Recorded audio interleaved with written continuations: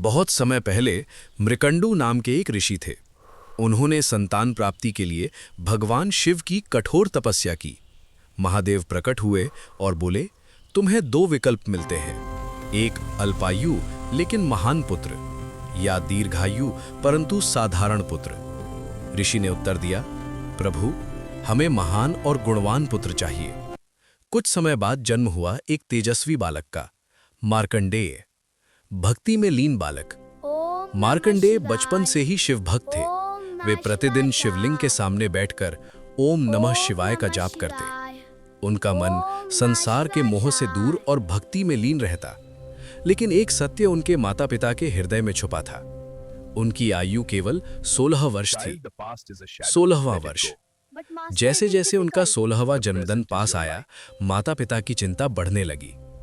जब मार्कंडेय को यह सत्य पता चला तो वे विचलित नहीं हुए। उन्होंने कहा, जब तक प्राण है मैं शिव की भक्ति करूंगा। 16वें वर्ष के अंतिम दिन मार्कंडेय मंदिर में शिवलिंग को गले लगाकर ध्यान में बैठे थे। तभी मृत्यु के देवता यमराज वहां प्रकट हुए। उन्होंने कहा, बालक, तुम्हारी आयु पूरी हो चुकी है।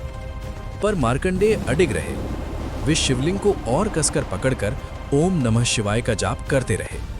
यमराज ने अपना पाश फेंका, पर वो पाश शिवलिंग पर भी जा पड़ा। अचानक आकाश में गर्जना हुई। शिवलिंग से दिव्य प्रकाश निकला और वहां प्रकट हुए स्वयं महादेव।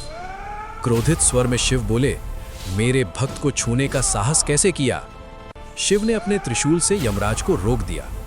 कुछ कथाओं में कहा जाता है कि उन्होंने यमराज को पराजित भी किया।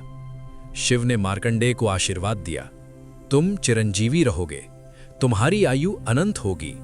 मार्कंडेय अमर हो गए। उनकी भक्ति का यश तीनों लोकों में फैल गया। सच्चा विश्वास मृत्यु को भी झुका सकता है।